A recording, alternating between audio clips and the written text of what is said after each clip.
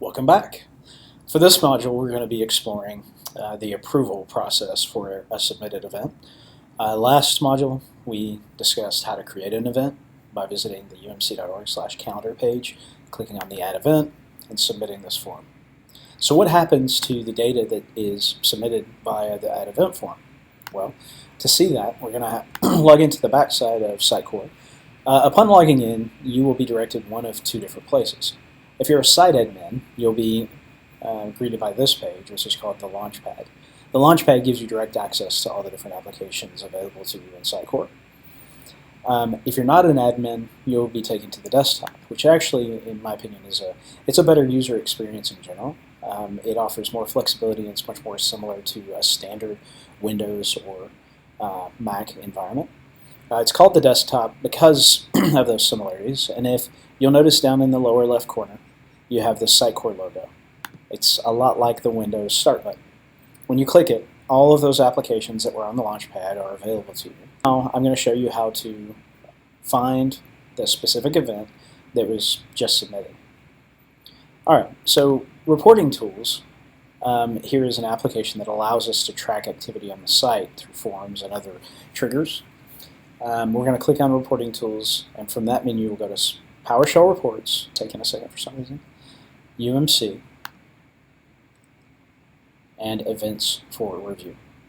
Now it's worth noting that if you're approving jobs, that report is directly beneath the events report. But for this module we're going to cover approving submitted events. So we're going to click this. Now in the previous module I mentioned that submitted events are listed based on their start date, which can be a little bit difficult, but I'm gonna try something here during the training. This might be a mistake, but these are the created date. I believe that you can actually run the report and they'll be sorted based on the date that were created as opposed to the actual event date. And I'm right. Hey, I don't have to start over this training module. So here's the August 21st, 2019 event training, SLF, that I created in the previous module. This event was created using this form that I referenced at the beginning of the video. But like I was noting before, the event isn't listing on the page. And the reason for that is events are put into what's called a workflow. That workflow prevents an item from actually being visible on the site until a vetted representative from our organization can get a look at it and say, yeah, this is valid. So what we're going to do, here you have the event name and the path.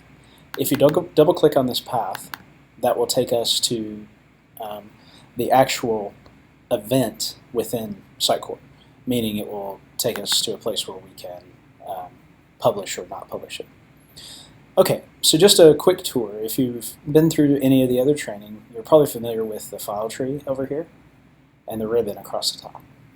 The ribbon is a lot like the Microsoft Word ribbon in the fact that all of your various actions are available in a tabbed view.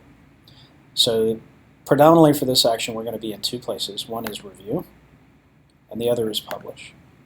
We're going to start at review and we'll go from there. So here we have the event title. This version of the title is actually the URL. If we scroll down you'll actually see the event name as I typed it into the form.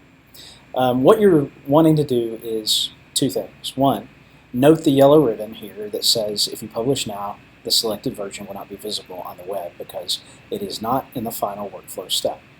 That means that it's not approved and it's not ready to be visible on the site. So if you publish it before that, it is not going to accomplish anything as far as the visibility on the site. So we want to vet this event, scroll down through the various fields and make sure that the appropriate data is there and that this isn't a kind of a joke or some other piece of content that we don't want on the site. There are several fields like categories, sponsors. Those lists will be populated later and they're not mandatory for submitting this event. Here we have the metadata. Say this were an event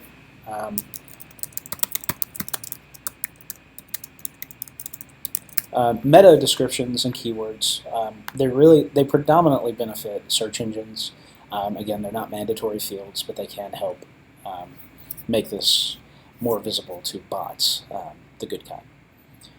Here we have the short title. You're not going to worry about anything beneath metadata, and the metadata, again, is not mandatory. So mostly you're just going over the various fields that are on the form. The event name, affiliated church, event location, start and end date, and then the event description are the primary areas that you're interested in. Pardon me. So this all looks appropriate to me. So what I'm going to do is I'm going to submit this. And again, this is under the review tab here across they call it the ribbon in Sitecore. If we submit this event, that does not publish the site, but instead it makes it available to be published. So it'll take about 10 seconds and we'll get a message from Sitecore telling us that this item is processed and that it's ready to be published. And that was it, the green bar. So the yellow ribbon, the warning, is gone, which means now we're clear to publish the item. So to publish this event, we're going to go from review over to publish. We're going to click on this downward arrow and select publish item. Site admins will have access to publish site. If you're not an admin, then you won't have access to that. Click item. Now, something to keep in mind, you only need Smart Publish, and you don't even need sub-items, but I keep sub-items clicked because it doesn't hurt anything. If you publish related items, that will cause a pretty lengthy process that's not necessary. So just keep publish sub-items checked, and then select the English language. Events, as far as I know, are not currently available in other languages, but as we begin posting events for these other audiences, you can select the language version that you would also like to update. Okay. Don't mess with the publishing targets, and then click Publish. You're about to publish the current item and its sub-items. Do you want to proceed? Okay. And a couple of items are going to process, and then you'll be given the all clear. This item has been published. And then some stats that may or may not be helpful to you. The most important piece is just that the item has been published. Close. And now, if we go back to the UMC calendar and we scroll down, refresh our page, test event was at the top. And here we have, because it's in chronological order, we have August 21st and August 23rd. August 21, 2019, event training, SLF. And then if we want to view the event in more detail, we click the Learn More, and we're taken to the page. Okay. So that's it as far as approving and publishing an event. One additional piece I'd like to note. While the report did bring up the event by the created date, it's worth noting that when you go back to the file tree over here, after you click the path and you're taken to this item, notice that it's in the August 23rd folder.